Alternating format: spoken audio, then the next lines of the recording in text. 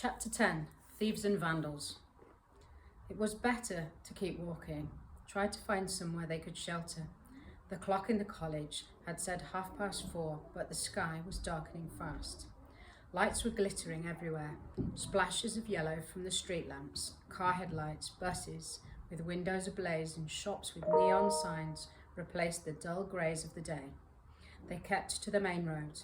There were many side roads, most of them smaller and quieter. Never would you have been allowed to go wandering like this in Lagos. Yet there they were, at another great sprawling city, with absolutely no idea of where they were, nor of where they were going. With Uncle Deli missing, they were now completely and utterly alone. If anyone asked where they had come from and what they were doing, whatever were they going to say? How could they explain what they were doing here? Two children alone in London. Two children who were not meant to be there, who had tricked the eyes at the airport. Even thinking about the questions they would be asked was too frightening. It seemed to Sade that they had been walking for miles. Femi began to struggle and straggled behind. "Where are we going, Sade?" he groaned. "I don't know," she said. "Maybe we'll find somewhere." Wherever they stopped, the icy winds spread even more fiercely through the thin layers of cotton. Other people were wearing thick overcoats. Many had hats, scarves and gloves. Everyone seemed to be in a hurry. Probably they were already on the way home for the evening. No one took any notice of them. It was as if they were invisible. They reached another row of shops. Femi tugged at the handle of his holdall. "Do you smell that, Sade?" Her brother pulled her towards the smell of frying fish. She was hungry now as well. In a shop with plate glass across the whole frontage, people were queuing at a long white counter. A man with a white cap was shaking a basket of chips. There was no point waiting and looking. It would only make the hunger worse. But when, a little further along, they came to a cafe with red check curtains and matching tablecloths, they stopped to stare inside. A waiter was serving 2 platefuls of what looked like rice and stew to a couple sitting in the window. When the waiter looked up, he frowned and shook his head at them. Embarrassed, they turned away. A customer opened the cafe door and a gust of warm air brushed past them.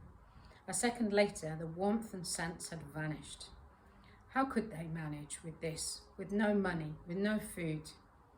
It was when, however, they came across a shop with plantains and yams piled up in the doorway and the windows heaped with bags of rice, that they could not resist going in. The shop smelt of Lagos. Spices, oils, dried fish and fresh vegetables were crammed on the overflowing shelves. Bottles and tins did extraordinary balancing act, just like in Lagos. "Plantain chips," Femi whispered. He picked up a cellophane packet, brought it up close to his face and sniffed, as before, slowly replacing it. They walked through the shop, squeezing past a couple of other customers in the narrow passages. They took their time examining the items on each side. After circling twice, they still wanted to delay returning outside into the biting wind. But the man behind the counter had become suspicious. What is it with you children? What do you want?" he demanded. Sade and Femi hesitated. "If you are just waiting for someone, then wait outside, please," he stated in a no-nonsense tone. Sade felt blood rush to her face. He thought they were thieves. Of course, she and Femi wanted something to eat, but they could hardly say, "We'd like some plantain chips, please, but we have no money." Femi responded before Sade. "This food isn't good, not like Lagos," he said loudly. "Come on, Sade, we'll go to another shop." They resettled their rucksacks and pulled back their shoulders before walking out. Neither of them looked in the direction of the counter, but a lady's voice followed them. "Makes you wonder about parents, doesn't it, Mr. Mills?" Cars were still streaming along the road, but fewer people were walking now. They needed to find a place where they could at least huddle up together and try to keep each other warm. Somewhere near the light, but also hidden. The small towel that Mama Buki had packed for them in their holdalls could act as their blankets. They began looking for a shop entrance set back from the pavement that did not have metal grid blocking it. When they came to the corner of a dark side street, they hesitated. Perhaps there might be somewhere there, but it seemed quite deserted and more frightening, so they carried on. The next block, Femi pulled Sade to a halt next to a narrow alley between two buildings. I can't walk anymore, Femi's voice quivered. Sade peered in the alleyway, but it was too murky to see beyond the entrance. The damp smell was like the other drains in Adelaide Market after a downpour. It would be horrid to spend the whole night there. But before she could say anything, Femi thrust down the holdall just inside the alley and curled himself up on it like a snail. Femi, please, Sade began. She broke off in horror as a shape rose from the deeper shadows of the alley. Clear off, this place is mine. Femi sprang up wildly, colliding into Sade. The man's arm swept down towards the bag and snatched it. I said, clear off. Everything here is mine, he growled, with an old lion defending his den. His eyes were concealed under a hat, but they had heard enough. There was not the slightest chance of retrieving the bag. They fled. Rucksacks bumping on their backs, they kept running. The man stayed in the alley, but the terror followed them as they ran along the dimly lit parade. They were both panting by the time they reached the only brightly lit shop. It displayed posters of videos and a large sign saying open until 11 p.m. Breathing heavily, they pushed open the glass door and made for the corner as far as possible from the counter. For a minute or so, they stood rooted to the floor, trying to calm down. Around them were shelves of videos. Instead of James Bond, Superman, or any other video star, however, Sade saw the terrifying Darth Vader of the alley looming up above them, his arms sweeping away their holdall. What would he do with their clothes? What would he do with the beautiful Ashoke Mama had made for her with its own matching bag? A bag with a broken lining.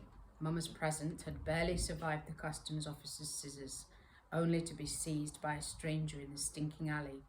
What kind of place had they come to? Femi dug Sade in the ribs and jetted his chin towards the back of the shop. A man was eyeing them up from the counter behind. Can I help you? He asked loudly. He didn't sound as if he wanted to be helpful. Sade pursed her lips together. What could she say? The kind of help they needed was impossible. Mama would have understood how helpless it was. She would have summed it up by one of her proverbs. Even the best cooking pot will not produce food by itself. Of course, they needed help. I said, can I help you? Video man repeated, a little more loudly and abruptly. Sade lingered a few seconds before extending her hand to her brother. Come on, Femi, she murmured, and turned towards the door. But at that moment, the door was flung open and 4 boys with dark glasses and woolly hats pulled down low over their eyes burst in. Shouting and swearing, they sent video boxes flying off the shelves and they kicked the stands. Sade and Femi cowered back into the corner. The boys ignored them. 2 of them ripped the posters from the windows alongside the children. Laughing, they tore them into pieces. Video man grabbed the telephone. He rasped out a message to the police, but as soon as he had slammed down the receiver and lifted the counter bar to chase the intruders, they darted out into the street.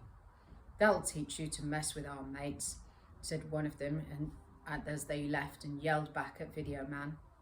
He punched the air as if he had scored a goal. Seconds later, a sharp crack shattered the front window. Sade and Femi had remained riveted to their corner, almost in a stupor. First Darth Vader of the alley, now this. But the sound of the crack, followed by the glass splintering, sent Sade's mind spinning.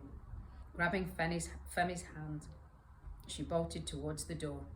They had to be well out of the way by the time the police came, but Video Man got there before them and thrust his key into the lock. "Don't think you're getting away with this," he puffed grimly. His face glowed a furious red. "I know how you kids work together. Sent you in as decoys, did they? Distracting me, so I didn't see them coming. Well, you can see another story. You can tell another story to the police."